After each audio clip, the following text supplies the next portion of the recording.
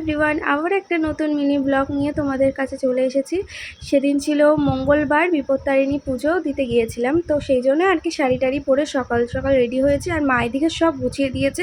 আর আমাদের বাড়ির পাশেই মন্দির, তো আমি আমার বোন গিয়েছিলাম হাঁটতে হাঁটতে, আমি একাই করেছিলাম। তার আগে বলি বিপত্তারিণী পুজোটা কি। বিপত্তারিণী পুজো মানে হচ্ছে ওই 13 রকমের ফল, 13টা দুব্বা, 13টা মানে সুতো, 13টা লুচি, মানে সমস্ত কিছু 13টা করে।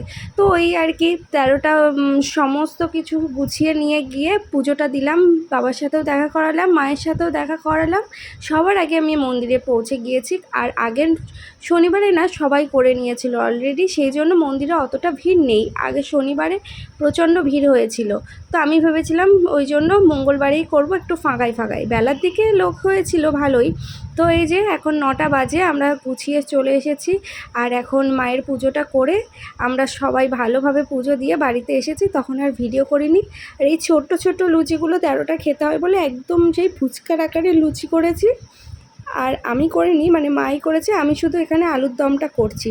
আর এই যে 13টা সুতোর ধাগা, মানে 13টা দুব্বও আছে, পরে নিয়েছি। আর এই যে আমাদের রাতের ডিনার, বিপত্তারিণী ব্রত কমপ্লিট হয়ে গিয়েছে। আর এটাই হচ্ছে আজকের দিনের লাস্ট ভিডিও। এটা হচ্ছে পরের দিন সকালে।